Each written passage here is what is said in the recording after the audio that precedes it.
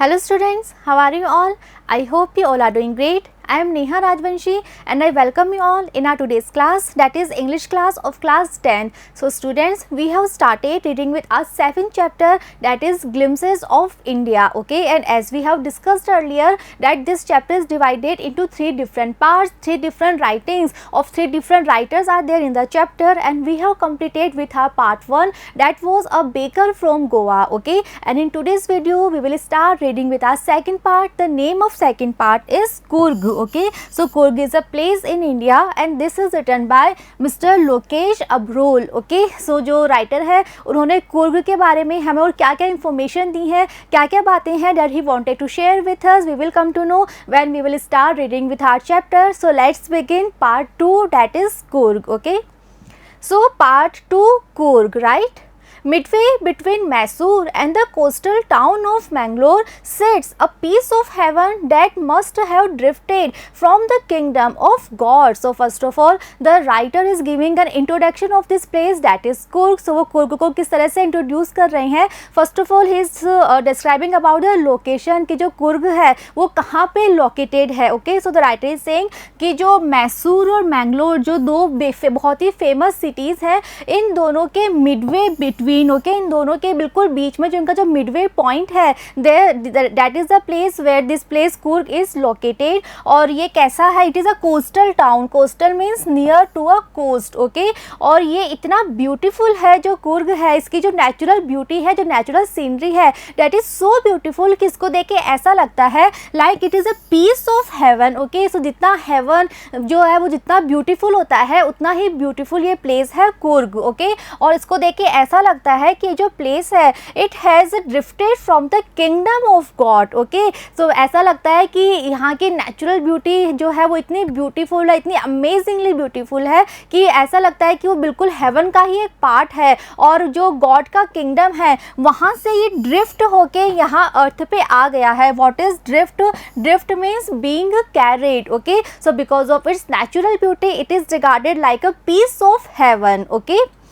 This land of rolling hills is inhabited by a proud race of martial men. So after giving the location of Coorg, now the writer is describing about this land more and the people who are there in Coorg. So the writer is saying that this land is known as the land of rolling hills, okay. What is rolling hills? Rolling hills means something hills who are very low hill, okay. जो low hill होती हैं जिनकी height बहुत ज़्यादा नहीं होती और जिनका जो slope होता है that is very gentle, okay. So कुछ हिल्स आपने देखी होती है ऐसी होती हैं जिनका जो स्लोप है दैट इज़ वेरी शार्प, लेकिन रोलिंग हिल्स क्या होती हैं, low hills with very gentle slope are called rolling hills, okay. So इस तरह की रोलिंग हिल्स जो हैं they are found in Coorg, इसीलिए Coorg को कहा जाता है a land of rolling hills, right. और ये जो लैंड है this land is inhabited by, यानी कि यहाँ पे जो लोग रहते हैं, यहाँ के जो लोकल लोग हैं वो कैसे हैं, they are from a proud race of martial men. What is martial?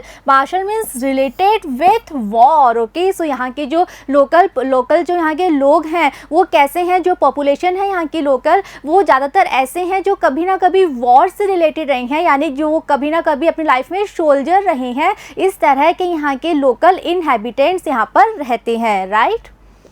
Beautiful women and wild creature. So apart from the martial man, यहाँ के इनहेबिटेंट्स में कौन कौन इन्वॉल्व है, beautiful women are there. So यहाँ के जो वुमेन है they are very beautiful and apart from them many kind of wild creatures can be found in this place, that is Coorg, okay. So Coorg जो है वो बहुत ही natural beauty है. अब नेचुरल ब्यूटी है तो बहुत सारे वाइल्ड एनिमल्स, वाइल्ड क्रिएचर्स यहाँ पे हैं. यहाँ के जो मैन हैं they are very brave, okay. वो कभी ना कभी वॉर से रिलेटेड रहे हैं, दे आर लाइक सोल्जर्स. और जो वुमेन है they are very beautiful, very pretty, right.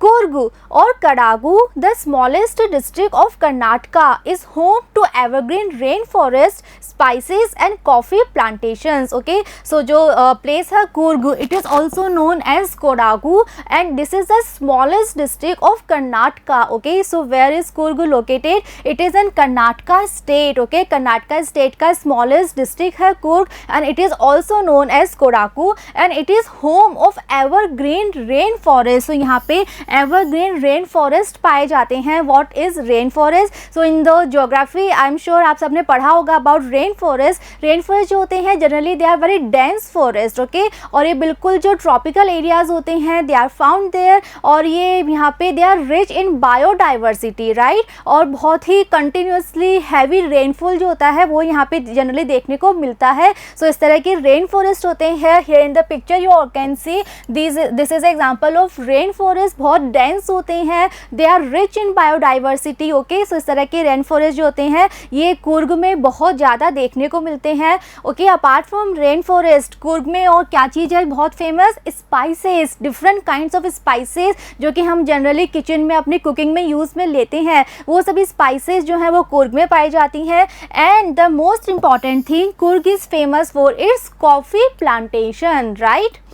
Evergreen rain forest cover 30% of this district. जो रेन फॉरेस्ट है वो यहाँ पे कितना ज़्यादा है, तो ये बात हम इसी चीज़ से जान सकते हैं कि जो कुर्ग का जो टोटल एरिया है उस एरिया के 30% पार्ट पे क्या है? ओनली रेन फॉरेस्ट है. ओके, सो जो रेन फॉरेस्ट है that cover almost 30% part of this place that is Coorg. Okay, और जो कॉफ़ी प्लांटेशन है वो भी हम यहाँ पे देख सकते हैं. सो this is the picture of coffee plantation. और जो कॉफ़ी सीड्स होती हैं बाद में उनको इस तरह से कलेक्ट किया जाता है. ओके, सो जो कुर्ग है it is very famous for its coffee plantation, right.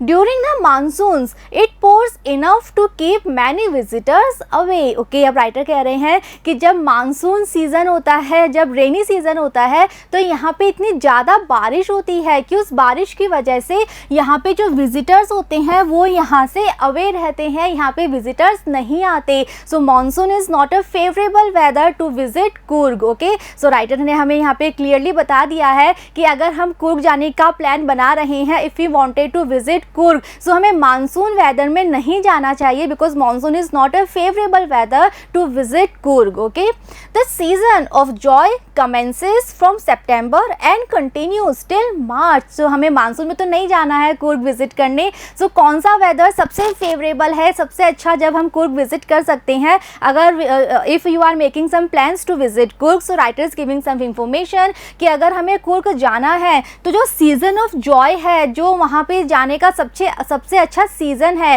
Date starts from September. Commences means to start. Okay, so वहाँ जाने का सबसे अच्छा सीजन जो है वो आफ्टर मानसून स्टार्ट होता है, जब मानसून एंड हो जाता है. सो वो सीजन जो होता है date starts from September and it continues till March. Okay, so September to March is the best time to visit Coorg if you are making some plans. Okay, The weather is perfect with some showers thrown in for good measure. और ये जो time है सितंबर to मार्च, ये इतना perfect क्यों है Coorg visit करने के लिए?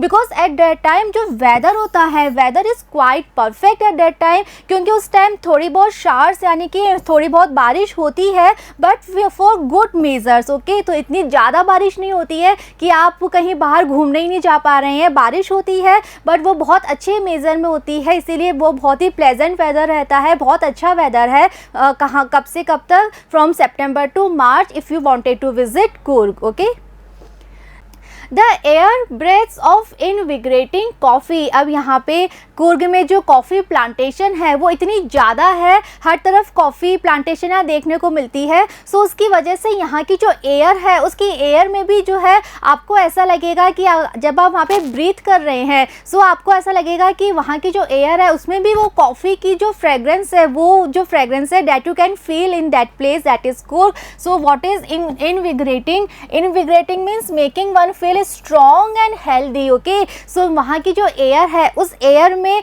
One can feel the fragrance of coffee. So उस फ्रेग्रेंस ऑफ कॉफ़ी की वजह से किसी भी व्यक्ति को वहाँ पे जाके बहुत ही स्ट्रॉन्ग और हेल्दी फील होता है. ओके, सो वहाँ की एयर में ही कॉफ़ी की फ्रेग्रेंस है, उस वजह से जब हम वहाँ पे ब्रीथ करते हैं so we feel like we are strong and healthy.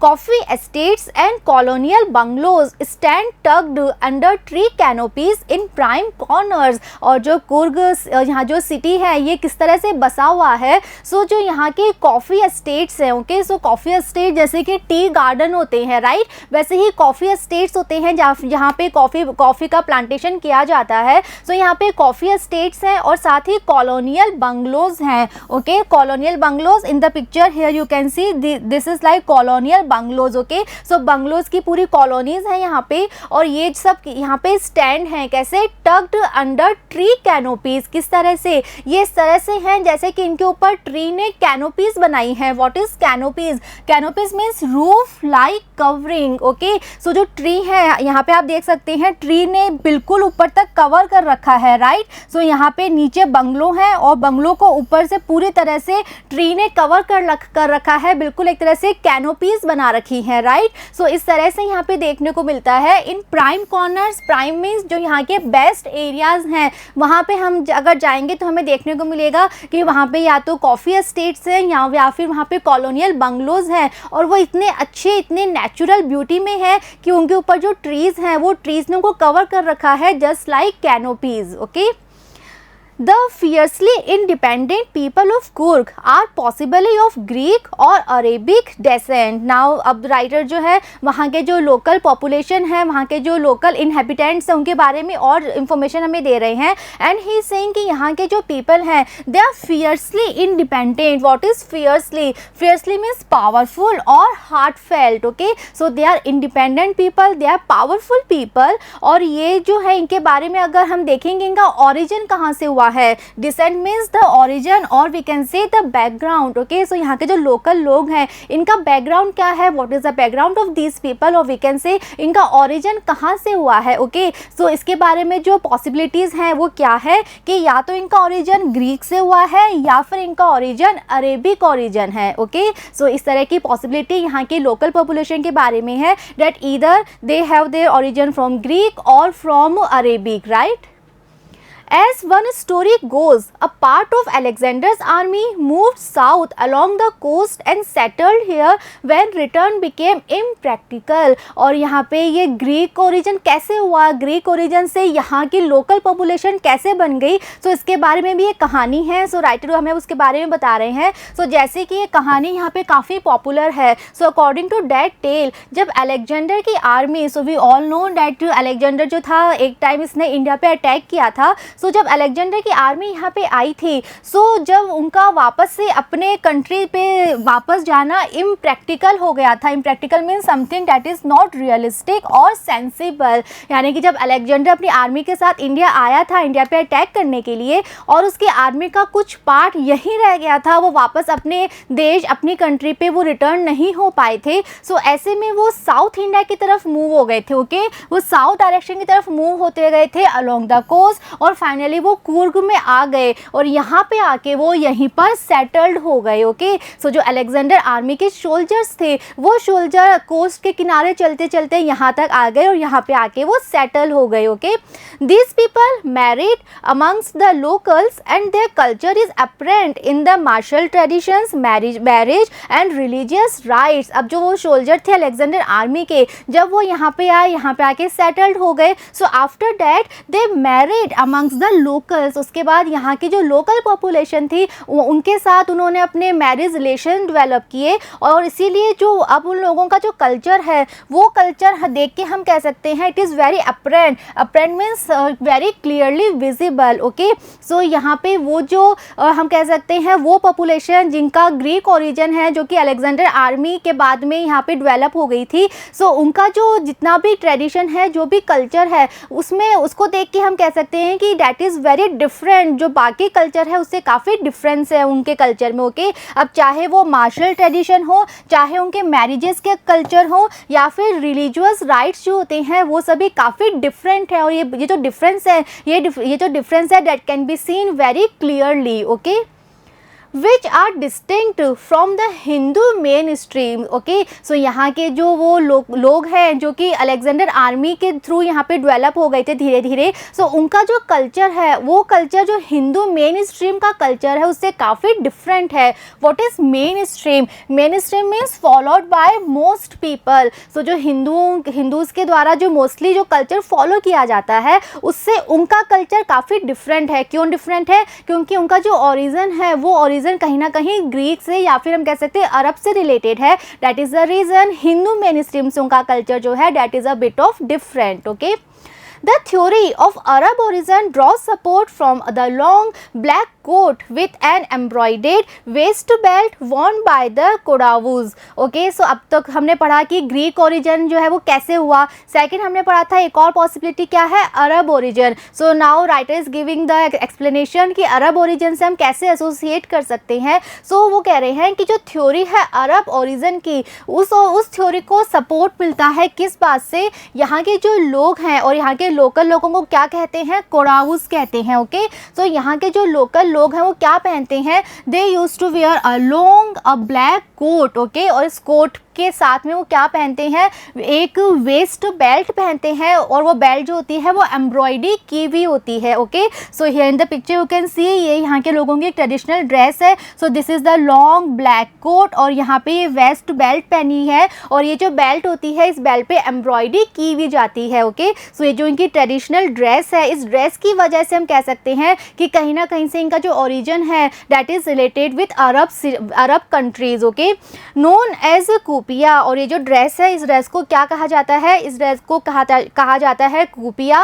It resembles the kufiya worn by the Arabs and the Kurds. और ये जो इनकी ड्रेस है ये ड्रेस जो है ये बिल्कुल रिजेंबल करती है, बिल्कुल एक जैसी लगती है किसके साथ, कूफिया के साथ। और जो कूफिया ड्रेस है ये वो ड्रेस है जो कि अरब के लोग पहनते हैं या फिर कर्ड्स पहनते हैं। कर्ड्स मतलब जितने भी इस्लामिक कंट्रीज़ हैं वहाँ के जो लोकल लोग हैं वो भी इसी तरह की ड्रेस पहनते हैं। सो इनकी जो ड्रेस है और जो अरब कंट्रीज़ की ड्रेस है उसमें काफ़ी रिजेंबलेंस है, काफ़ी सिमिलैरिटी है। So because of that resemblance और we can say because of that similarity it is guessed that ये इनका जो ओरिजिन है वो कहीं ना कहीं से अरब कंट्रीज से भी एसोसिएटेड है। ओके, सो ये दो थ्योरीज हैं इनके ओरिजिन के बारे में, that either they are related with Alexander और we can say to Greek और they are related with Arab countries. Okay, Kurgi homes have a tradition of hospitality and they are more than willing to recount numerous tales of valor related to their sons and fathers। अब जो यहाँ के घर हैं, अगर आप कुर्ग में गए हैं, कुर्ग घूमने गए हैं और अगर आप वहाँ किसी के घर चले जाते हैं, वहाँ के लोकल इनहेबिटेंट्स के अगर आप घर जा रहे हैं, तो आप क्या पाओगे कि वो सभी लोग एक ट्रेडिशन फॉलो करते हैं हॉस्पिटैलिटी का। What is hospitality? Hospitality means friendly welcome of guest. तो यहाँ पे अगर आप एज अ गेस्ट आप जा रहे हो तो आपको एक बहुत ही अच्छा वेलकम मिलेगा, एक बहुत ही फ्रेंडली वेलकम आपको दिया जाएगा क्योंकि यहाँ के लोग हॉस्पिटैलिटी करने के लिए बहुत फेमस हैं। And they are more than willing to recount numerous tales. और इसके अलावा यहाँ के लोग चाहते हैं, क्या चाहते हैं, to recount. Recount means to give an account. तो यहाँ के लोग जो है वो बताना चाहते हैं न्यूमरस टेल्स, बहुत सारी टेल्स, बहुत सारी स्टोरीज बताना चाहते हैं। Stories of velar, stories of courage, story of braveries, the stories that are related to their sons and fathers। okay, so यहाँ के सभी लोग इतने ब्रेव हैं, वो सोल्जर रहे हैं, उन्होंने वॉर में फाइट करा है। तो इसीलिए अगर आप यहाँ के किसी लोकल के घर जाते हो तो बहुत ही वार्म वेलकम आपको मिलेगा, बहुत ही फ्रेंडली वेलकम आपको मिलेगा और थोड़े ही देर बाद वहाँ के लोग आपको बहुत स्टोरी सुनाने स्टार्ट कर देंगे, stories of great bravery, story of courage of their sons and their fathers. Okay,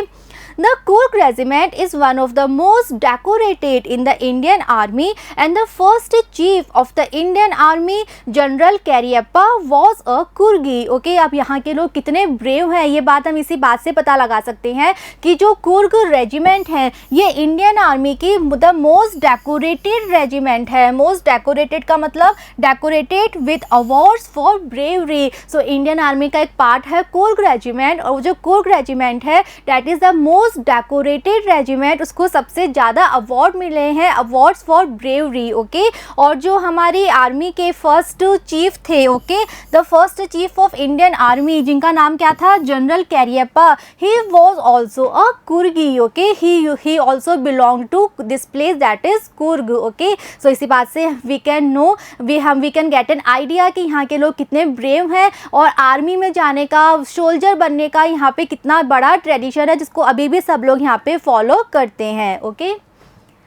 Even now, Kudavus are the only people in India permitted to carry firearms without a license। और एक और बात जो यहाँ के लोगों को सभी लोगों से, बाकी सभी जगह से थोड़ा सा अलग बनाती है, वो क्या है कि आज भी जो यहाँ के लोकल लोग हैं, जिन्हें कि हम कुडावूस कहते हैं, वो पूरे इंडिया में वो एक ओनली कम्युनिटी है जिसे कि ये परमिशन दी गई है कि that they can carry firearms means rifle, pistol और any other kind of gun, ये वो इन सभी फायर आर्म्स को कैरी कर सकते हैं विदाउट अ लाइसेंस, ओके। सो ये एक तरह से प्रिविलेज है जो सिर्फ यहाँ के लोगों को मिला है। अपार्ट फ्रॉम दिस, सभी जगह अगर आपको कोई फायर आर्म कैरी करना है, so you have to get the license. लेकिन अगर आप कुडावूस हो, अगर आप कुर्ग से बिलोंग करते हो, सो आपको फायर गन कैरी करने के लिए कोई भी लाइसेंस के लिए अप्लाई नहीं करना पड़ेगा। Without a licence you are permitted to carry a fire gun, okay, और we can say a firearm.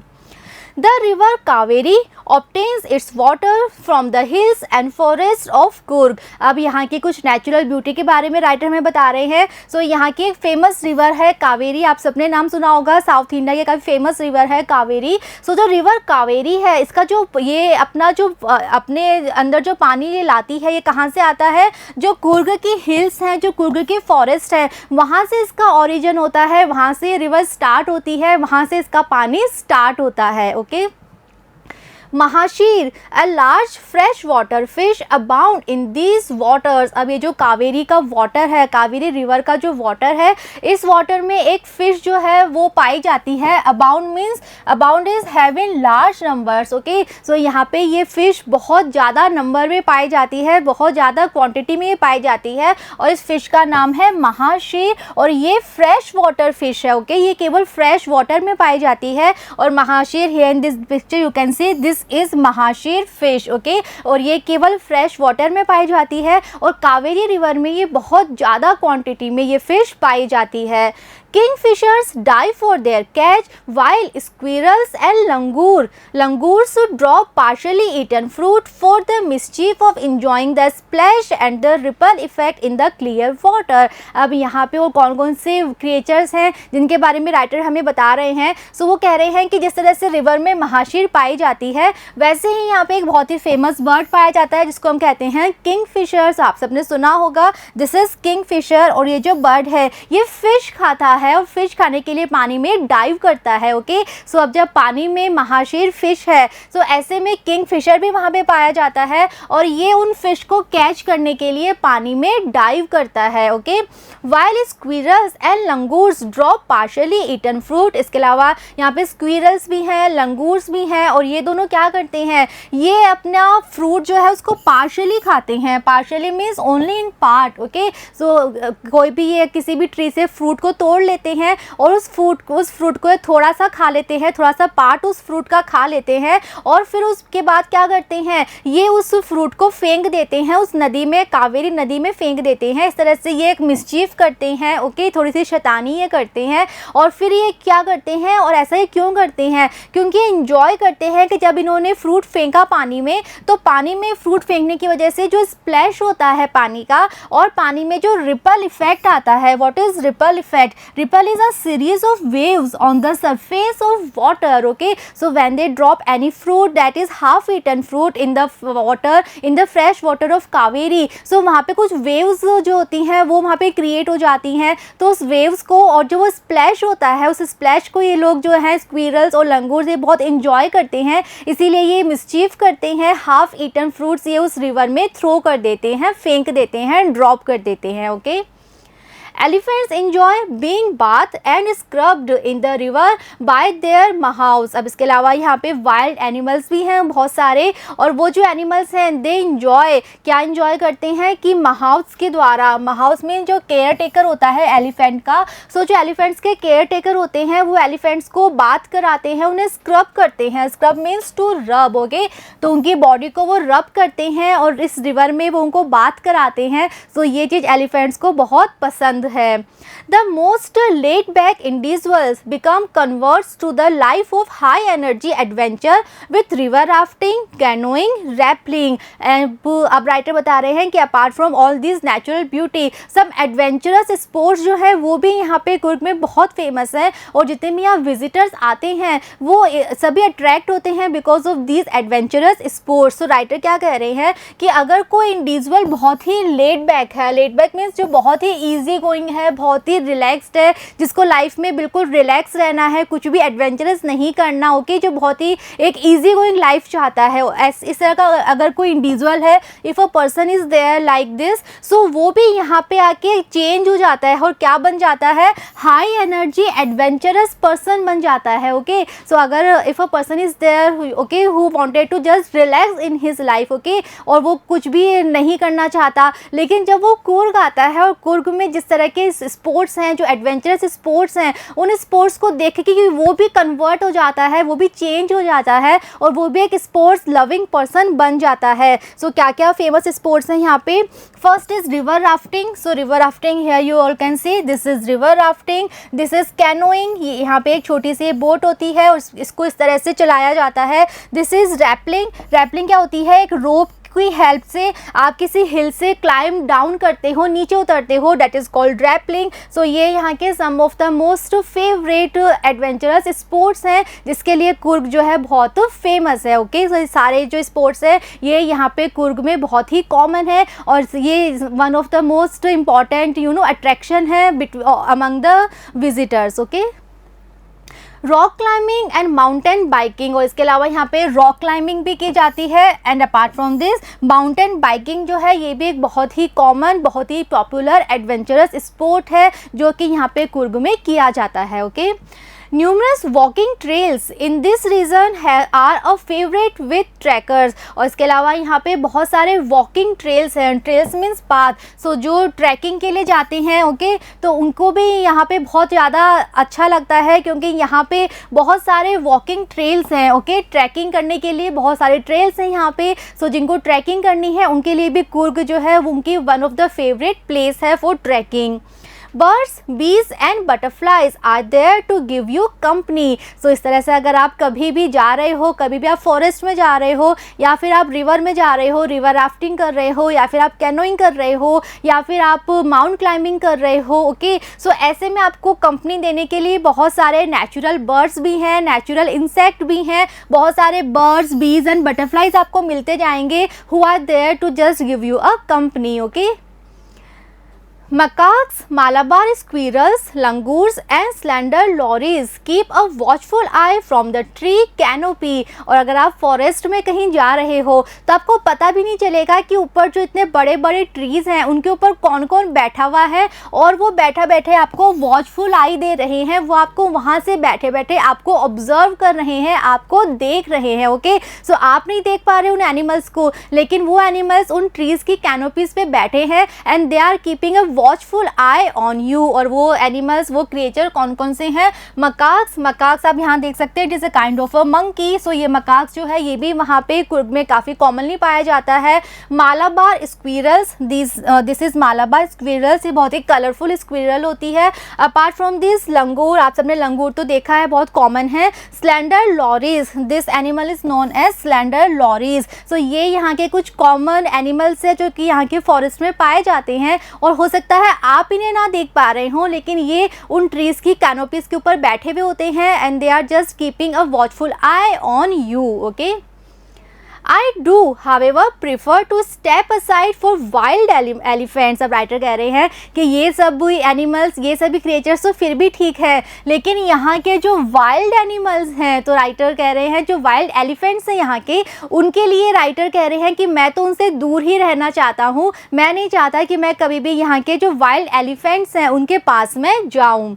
The climb to the Brahmagiri Hills brings you into a panoramic view of the entire misty landscape of Coorg। अब यहाँ पे कुर्ग में there is a very famous hill जिसका नाम है Brahmagiri hills. तो अगर आप यहाँ पे आ जाते हो, अगर आप ब्रह्मगिरी हिल्स पे क्लाइंब कर लेते हो, तो यहाँ पे आके आप क्या कर सकते हो, आपको एक अपॉर्चुनिटी मिलती है, you get an opportunity to get the panoramic view of the entire misty landscape of Coorg. What is panoramic? Panoramic means a wide view of land. Okay, so like this is Brahmagiri, okay, hill, this is Brahmagiri hill. अगर आप इस हिल के top पे पहुंच जाते हो, तो ये जो एंटायर लैंडस्केप है चारों तरफ, आप उसका एक पैनोरमिक व्यू पा जाते हो। Panoramic means a wide view आप देख सकते हो। अब now because you are on a height, आप एक हाई प्लेस पे हो, तो हाई प्लेस पे होने की वजह से आप चारों तरफ एंटायर व्यू जो है वो बहुत ईजिली आप देख सकते हो। और आपको यहाँ का व्यू कैसा दिखेगा, आपको क्या पता चलेगा कि यहाँ पे मिस्टी लैंडस्केप। अब मिस्टी लैंडस्केप क्यों है? Coorg is a hill station, और हिल स्टेशन पे हिली एरियाज में जनरली मिस्ट रहती है। ओके, सो आपको यहाँ का जो मिस्टी लैंडस्केप है कुर्ग का, उस लैंडस्केप का एक वाइड व्यू अगर आपको देखना है, so you have to go to this hill, that is Brahmagiri hill. Okay, A walk across the rope bridge leads to the 64-acre island of Nisargadhama. अब यहाँ पे अगर आप कुर्ग गए हो, so one more place is there to visit, और that is one of the island, and the name of the island is Nisarga धाम। और यहाँ तक आपको जाने के लिए you have to cross this rope bridge। okay, this is rope bridge। इस तरह का जो ब्रिज होता है it is known as rope bridge। so इस rope bridge के थ्रू आपको यहाँ तक जाना होगा। और ये जो आइलैंड है इसका एरिया क्या है, ये 64 एकड़ में फैला हुआ आइलैंड है। So it is one more attraction जहाँ पे आप जा सकते हो if you wanted to plan to visit Coorg. Okay, running into Buddhist monks from India's largest Tibetan settlement at nearby Bailakupi is a bonus। इसके अलावा one more place is there to visit, that is nearby Coorg, और वो क्या है,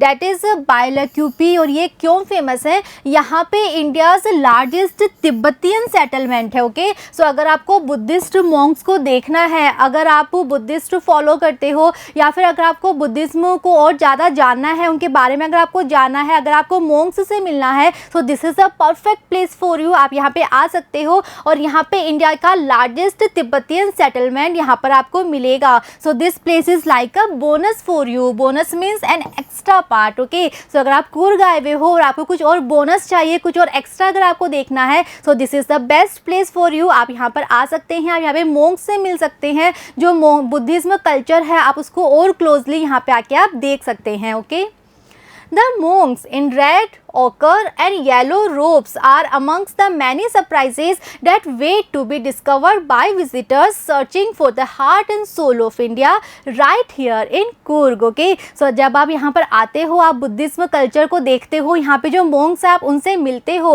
और वो जो monks हैं वो किस तरह की robes पहन के रहते हैं। robes जो इनकी ये ड्रेस होती है, और ये कैसे कलर की होती है, रेड होती है, ओकर होती है, येलो होती है। सो इस तरह की जो इनकी ड्रेस होती है, और जब आप इनको देखते हो, so it is like a surprise for you that wait to be discovered by visitor. वो visitor who are there in the search of the heart and soul of India. So उनके लिए राइट प्लेस है क्या, Coorg. Okay, so अगर आप कुर्ग घूमने का plan कर रहे हो, सो बहुत सारे प्लेसेस हैं वहाँ पे जाने के लिए। नेचुरल ब्यूटी तो है ही वहाँ पे, that we have read in the chapter. Apart from this many kinds of wild animals, wild creatures हैं वहाँ पे, एंड बहुत सारे एडवेंचर्स स्पोर्ट्स हैं जो कि कुर्ग में हम कर सकते हैं। इसके अलावा अगर आपको थोड़ा सा और नेचर को क्लोजली जानना है, so one island is there and one more bonus, एक और अट्रैक्शन है जो कि लाइक अ बोनस है हमारे लिए, वो है ये प्लेस जहाँ पे आके हम बुद्धिज्म कल्चर को और क्लोजली जान सकते हैं।